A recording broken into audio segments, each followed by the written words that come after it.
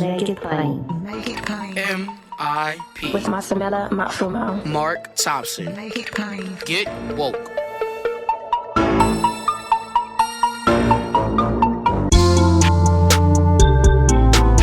God bless you. Get woke. Folks, MIP is now COVID-free, meaning free to all subscribers as we navigate this pandemic. We're thinking about everyone, and we've got to get through this together. So for a limited time, no fee to subscribe to Make It Plain on your favorite podcast app.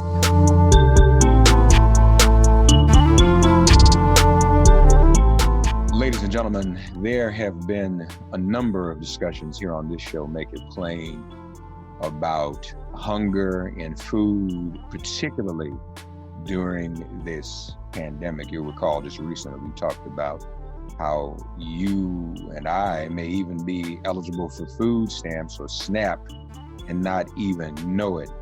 But the broader question ultimately becomes, what about food and security in the middle of a pandemic? What do we do about it? How can we address it? How can you and I even help, for that matter? So we want to talk about that.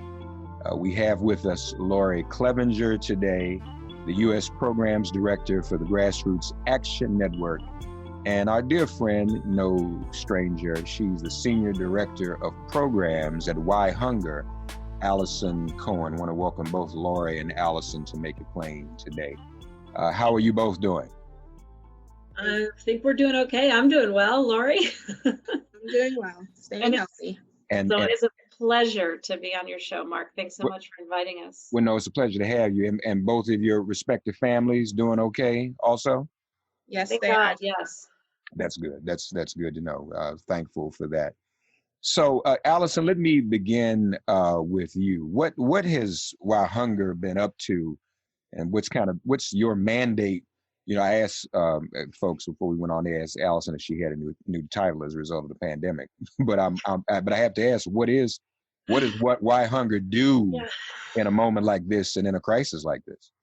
Well, I mean, this is a new experience for all of us, right? I mean, we've WhyHunger, of course, working with issues of hunger in the U.S. and around the world. There have been various climate disasters and things like that where we've had to rally and respond immediately, but that tends not to be for a prolonged period of time. Mm-hmm. And the kind of long-term devastation that is currently being wrought by this pandemic it's gonna be a long time before we can see our way out of this. In the span of 6 weeks, we've gone up to close to 23% unemployment. We've seen a tremendous rise in the number of folks that are calling us and trying to access food. Food banks that we work with around the country are telling us that there's been more than a 600% increase in their requests for food. And so from WhyHunger's point of view, we're trying to help respond to that immediate need. At the same time, really seeing this as an opportunity to say that, yeah, we're in a crisis moment, but the crisis existed before this. We had 37 million people hungry in this country prior to this crisis. And so we want to take the opportunity to also acknowledge that this is really exposing the fault lines in a way that we've never seen them before and that are becoming more visible to all of us. Alison, 37 million before the pandemic. Do we know how much that's gone up yet? I don't think we have a strong sense, but we do know that almost 40 million people, not quite, but we're getting close to 40 million people have applied for unemployment, and in the last 6 weeks, and that doesn't include undocumented folks that are doing a lot of the frontline work here, that are quote unquote essential workers moving food from farm to plate. So we think it's gone up by the millions. Mm-hmm. Lorrie, talk to us about, because people are trying to find food. We want to help them find food. We have something now, called the Find Food Map, is it? Yes, the Find Food COVID map. We have been running a database for over 15 years that has resources and helps people to find food pantries, soup kitchens, food delivery services, and there are also resources to help people find out about where they need to go to sign up for SNAP and information like that. If you go to whyhunger.org/find food, you'll see the map that we have that is now augmented to have more sites that have been popping up all over the country to be able to provide meals, as well as places where people can pick up groceries. And folks just need to type in their zip code in the search field, and it will bring up what sites exist locally, like within their zip code, within their area. So anyone can go on here and see where they can get access to food wherever they are, I take it. Absolutely. It's a national map. Yeah. It's a national map. So, and in terms of finding, you mentioned where to apply for food stamps, where to find food banks. Those are the kinds of things that they'll find there. Most of the sites right now, because of the need and the demand, are focused on food sites. Food sites. If you call our hotline, then you can speak to an advocate who can help you like identify the sites that actually support like helping to find the local SNAP office where you can sign up for SNAP, or what the process is to do it online. Okay. That's that number, Lorrie, can you just give that number? Please, yes. 1-800-5-HUNGRY? Yep, 1-800-5-HUNGRY. I was worried I was going to say it wrong. 1-800-5-HUNGRY is the number, or whyhunger.org /find food. Okay, so people can go there and see how they can put, and so what people just need to put in their zip code. Mm-hmm. I take it. Yes. All right. So let's see if I'm just going to put in a zip code, and I'm looking at all these red dots on here. So Lorrie, is that what you meant by more locations have been popping up? Yes. So we started with new map with 30,000 sites that are already in existence. Okay. And the new map also has a feature where volunteers can sign up to help validate the schedule for each of these sites. So in the upper right-hand corner, there's a button that says volunteer from home. And when you hit that button, you'll be taken basically to a crowdsourcing tool that you can just log into. You just sign in with your name and your email address, and then it'll bring up a page with a site that has the address and the phone number, and you just call the site. And when you talk to someone, you just ask them to verify their information, and particularly their schedule, because that's what's been changing a lot for a lot of sites because of volunteers, for example. They don't have as many volunteers, so people have had to change, a lot of the food sites have had to change their hours. And also just the availability of food has also had an impact. So we really need folks all around the country to sign up to volunteer, and you can volunteer half an hour a day, or you can volunteer, half an hour a week. It's really it's an amazing volunteer opportunity for folks that can't and don't want to leave their home, and they can really contribute. So what about social distancing and food sites, Alison? How is that navigated? Yeah, everyone is taking it in different directions. So we've seen some folks that, for instance, in New York City, the school food, what has formerly been the school food sites, they have designated certain number of schools throughout the city that are providing free food, and they're expanding it not just for children, but anyone, an adult, anybody can come by and find food in those locations. So that's one example of a change. Another example is that some organizations are moving to mobile delivery, where they have not, in the past, it's been a place where people come and to a particular building, and now they are distributing food, outside of their building in different locations, and actually moving around and moving to more of a mobile delivery system. Okay. And just a whole variety of different ways to kind of meet this rising demand with all of these barriers. Lorrie, when we talk about the food that's available at this particular time, healthy food, I presume, is that, and is that, how easy is that to sustain? I mean, and you all help me with this too. Aren't we seeing or hearing that some of the food supplies themselves are being compromised? Talk to us about that, and access to healthy food, even at some of these sites. Mm-hmm. Well, I will start, and then I'll let Alison add as well. But generally speaking, a lot of the food that is available at food pantries, soup kitchens, and different sites is donated by large grocery stores and places like that. And a lot of it tends to be not as healthy as people really need, especially right now. A lot of it is highly processed foods.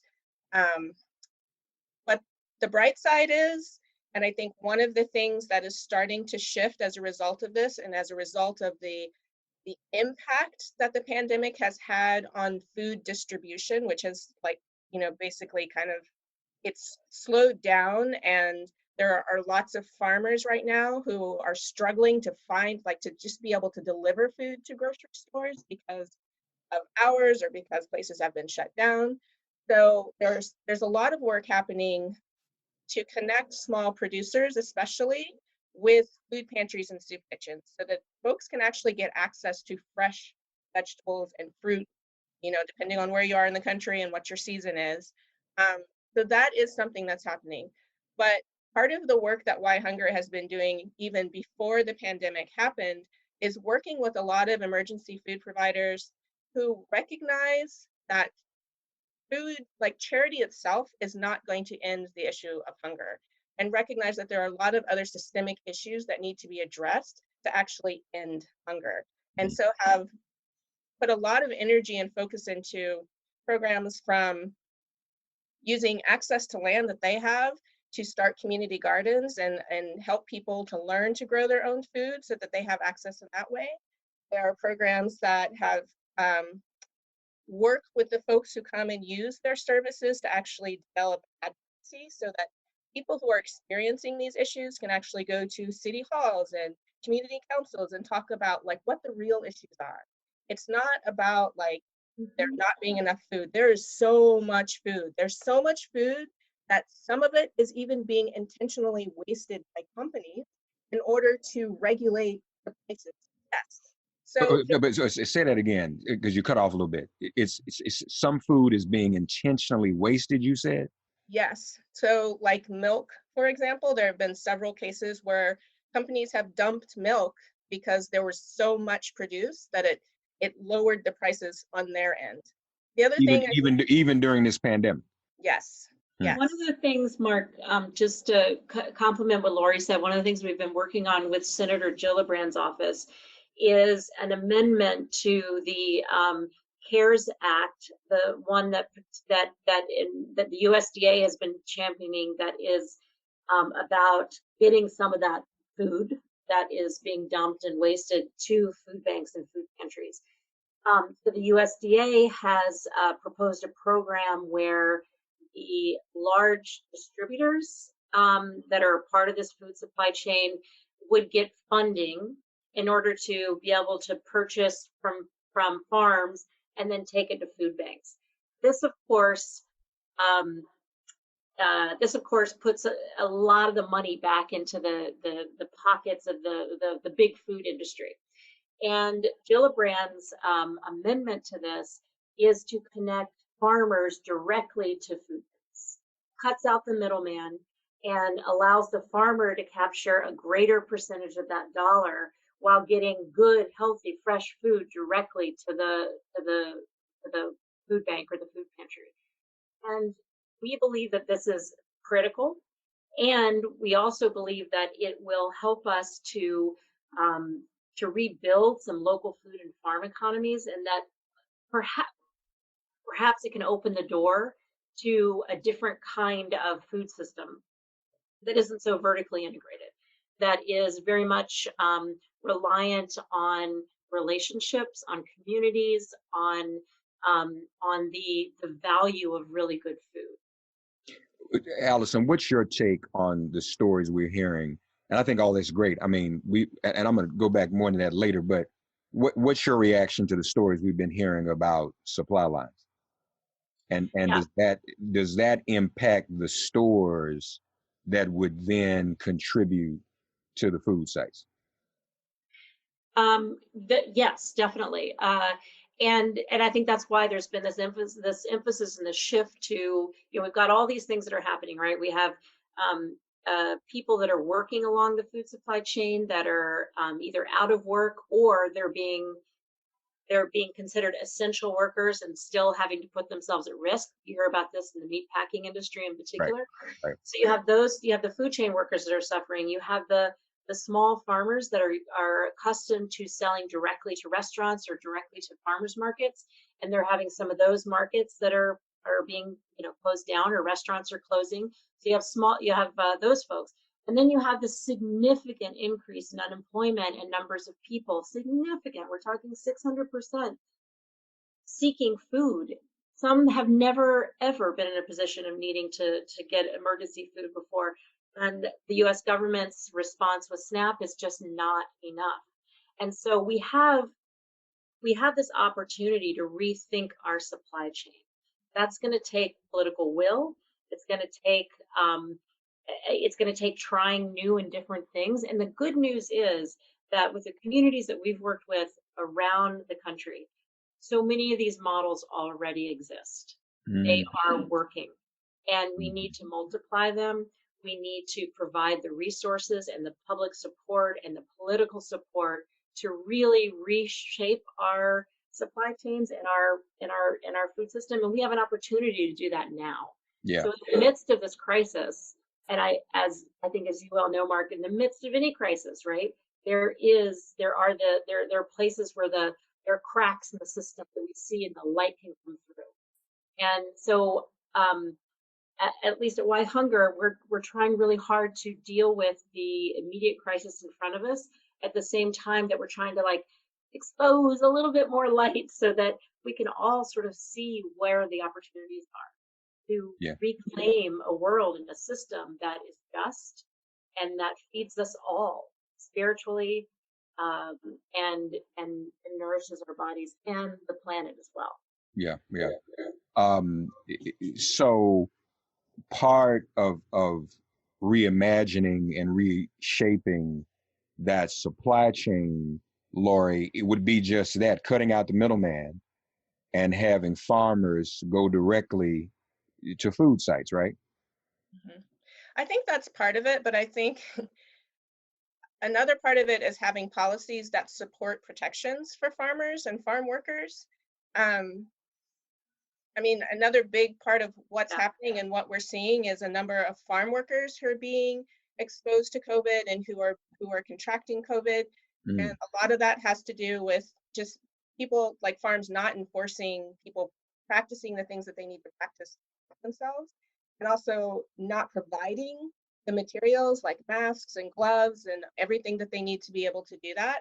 And that is happening because there are no legal protections for farm workers. A lot of our farm workers are here growing, that they're doing the majority of the work. And though they're not documented, they're still doing all of that work, and yet they're being treated more or less like prisoners. In many ways, a lot of the agricultural practices that we have and the ways that we don't honor and respect farmers in general, but especially our farm workers, is echoing back to times of slavery. Being able to treat people with such little disrespect that's not even getting, that's not a strong enough word, but like not seeing or acknowledging their humanity, their right to be here, and let alone acknowledging all the work that they're doing to make sure the rest of us are being fed. And And can we just point out that these one folks, more, sorry. and it might be the same thing you're about to say, Yeah, Alison, but like a lot of our farm workers, a lot of the people working in the food chain, along the food chain, were the same people who are dependent on these emergency food services before COVID hit.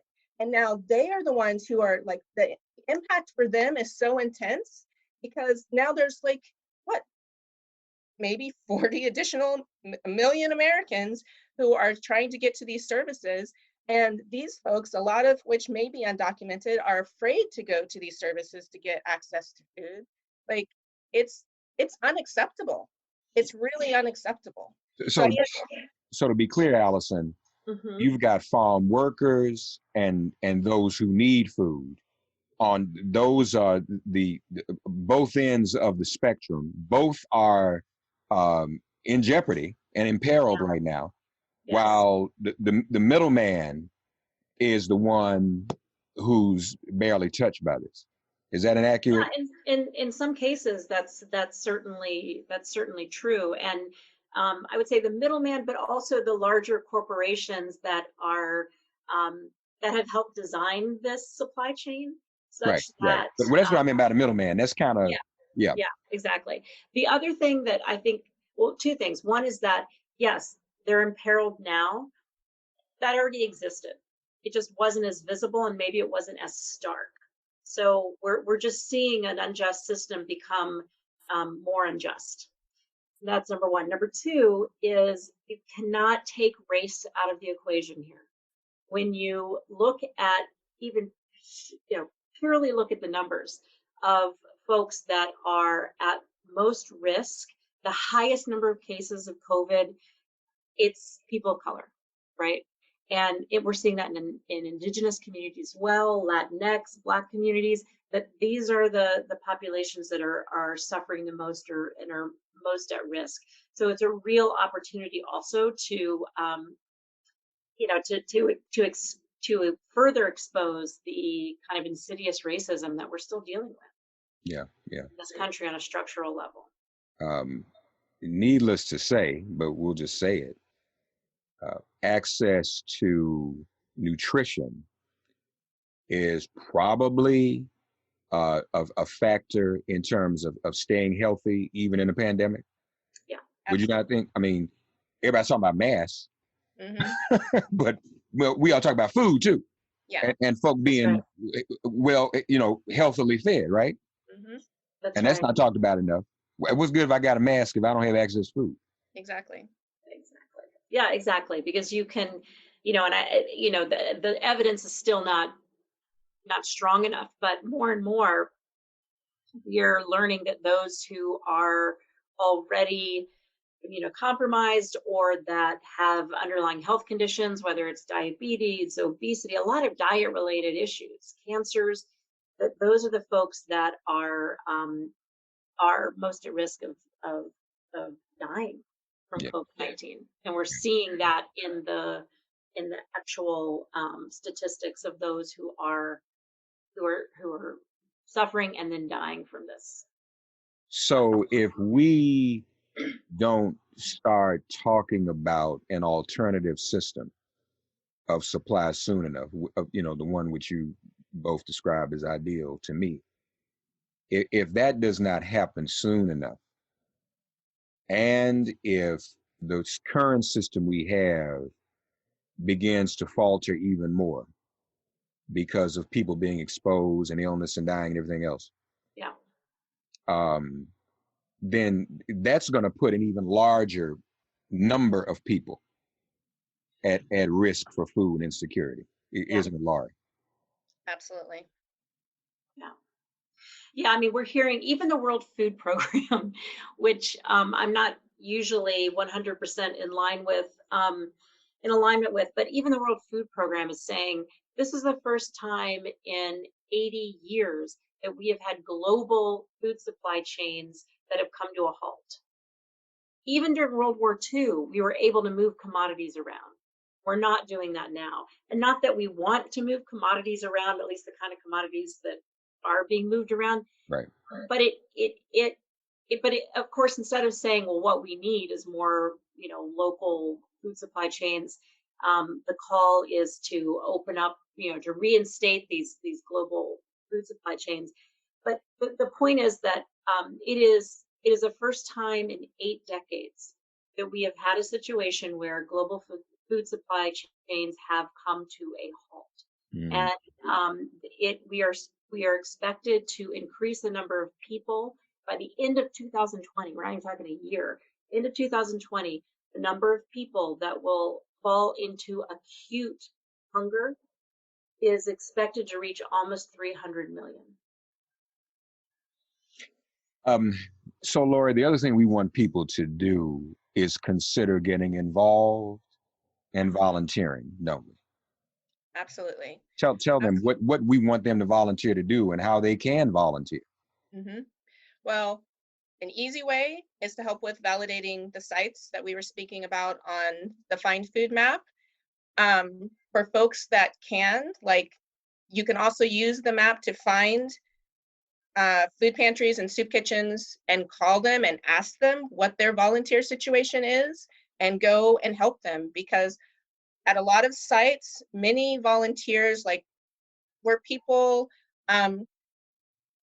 who are retired, who had time to be able to do that, who no longer, just to protect their own health, can do that. So a lot of places don't have the number of volunteers that they need to be able to do the food distribution, to ensure that people are keeping, the 6 feet distance, which is hard because, it's even on a regular day, at a grocery store, for example, it's so easy to forget. Right. And find yourself right face to face with someone. And then, so it's important to have volunteers that are helping with that. It's important if folks can have the means to be able to buy food and make donations, things like that. And then also for community gardens, I think this is actually really, really, really important, because to the point that you were making earlier about the increase in the number of people, as Alison was saying, are going to experience acute hunger. Having access to community garden spaces to be able to grow their own food, or to work with a lot of community gardeners, they grow more than they need for themselves and their own families and want to be able to share that, and to make it possible for those folks also to be able to make donations to their local sites that are distributing food for people. And there are lots of ways that people can get involved. Some of them, again, you can stay at home, help us validate sites, and find out about community gardens and emergency food spaces in their communities, and just call and find out how they can help there. Yeah. And we've got about 100 people or so now that have signed up to volunteer from home with their phones to help us validate and add new sites that are popping up to the Find Food COVID-19 map. We need thousands. And we need them all over the country. So again, whyhunger.org/findfood, and click that button that says volunteer, or click the button if you need to find food. All right. This is very important. I don't want to gloss over this. I'm going to go back for just a minute. Alison, you mentioned mobile food access, right? So some of these sites are able to do delivery. There are some that are doing delivery to in an urban area. It's a little bit easier, and these mobile sites the mobile distribution has happened a little bit more quickly, where they can go to a senior center, for instance, or they can go to an apartment building. There are a few cases where folks are able to go directly to homes in rural areas, but more than likely, folks that are used to food banks and food pantries, they're used to having people come to their site, are finding ways to package, like Campaign Against Hunger in Bed-Stuy that you visited, Mark, with me a few years ago. They are setting up different sites strategically throughout Bed-Stuy where people can more easily come and don't have to, and can also social distance. So The difference is that folks that used to do kind of a grocery store style, come in and choose what you want to eat, are having to package things and provide a package of food, as opposed to letting people choose. So that's an unfortunate piece of all of this, but it's necessary for people to get food. And when you have organizations like the Bed-Stuy Campaign Against Hunger, and the Mother Hubbard's Cupboard in Indiana, they know what good food is, and so they are working hard to ensure that there is, the food that they're packaging is of the highest quality that they can get. Lorrie, Alison knows this. When she comes on with me, she makes me impatient because she says these things and they're beautiful and they're necessary and urgent, but I want it now. I mean, we got to do something. This is, if there was ever an opportunity to do something from a learned position that we're in now, from a learned experience, we have never experienced this before. And this won't be the last time. We might go back out in the lockdown. This thing comes back in the fall. And I think we also have to be honest with ourselves and know that this probably will not be the last pandemic we ever see. All right. So it seems to me it makes perfect sense to start to change the system and the structure of food access and food security and food distribution and supply lines and all of that right now. Why don't we just do it, Lorrie? That's a great question. Why don't we just do it? Let's just do it. Mm-hmm. And when we talk about the will, does that exclusively have to be the will of Congress? No. And that's just the thing. And I think Alison was mentioning that earlier, is that there are lots of communities, there are lots of grassroots groups who are already doing this work. Like the National Black Food and Justice Alliance, they are working to help local, like farmers specifically in the Southeast, basically figure out how to distribute food to their communities. Right. There are indigenous groups who are also doing this work. Like there are people who have been doing this work actually for decades already. And some of them are faring better, and some of them are, rising to meet new challenges that this has brought. But Right. there are already people doing this work. And I think the way that we create those changes is to support those folks and to look at them and look at what they're doing and how they're changing their practices, like trying to buy from local farmers whenever you can. Like if you have the means and, transportation, like all of these, there are issues like that some people have that some others don't. But for those of us that do, like being able to go to a local farm and buy directly from the farmer, getting involved in community organizations that support community gardening, for example, and making sure that people have access to land to be able to grow their own food, learning about the different policies, the legislation that prevents us all from having a little bit more say and a little bit more control in the whole process of how food is being grown and distributed to us. So not only, Alison, in closing, do we want people to volunteer to go to whyhunger.org/findfood. That's right. That's the right website, right? whyhunger.org/findfood. But we also want to help recruit a whole another group of activists and a generation of activists to make these changes that are necessary. I was just talking, in so many walks. I was saying to some of the clergy I know in some of the churches, y'all may not be able to go back to having church the way you used to have it. Right. So really, and folks, who are you talking about? So, you got to come up, use this new technology. Let's, tailor it to what your needs are. Because going to open up church in June and then close it back down in September. And so the physical edifice may not work anymore. So same thing when it comes to food. Right. I mean, we cannot go back, no matter what anyone says, to the same thing. And I think that's a good thing. Sometimes things have to inspire you to change. So That's right. Yep. hopefully, Alison, we can recruit a whole lot. I told you make me impatient. Sometimes You y'all know may what? just been You know talking. what, Mark? I just get worked up and then I don't understand it. It's just, Lord, okay, go ahead. I'm We sorry. need a revolution. We need a revolution. I mean, really, when have you ever seen things change without the people coming together, building power, and saying, we need to move towards a different vision Right. of a world order? Yeah. So Absolutely. Make It Plain is going to help us with that. I hope so. Y'all need to listen to me, listen to this show. And do exactly what Alison and Lorrie is saying. Go to whyhunger.org/find food. Go ahead, Lorrie. I just want to add one more thing, that the map, yes, it helps people get access to food. It shows you different sites, but those sites are also, we see them as community building centers. Yeah. So we're going to leave folks with that thought. Don't just, ask people questions, get engaged. We are working with partners all over the country who we're going to be reaching out to and talking to them also about how we really not see this map as just meeting those immediate needs, but how are we using it to connect with each other and to do exactly what you were just talking about, Mark? Organize. Educate, organize, mobilize. Y'all, because I'm be honest with y'all, what my guests are saying, they're more tactful than I am. I'm gonna be a little less tactful. Okay. Netflix ain't gonna save us. No.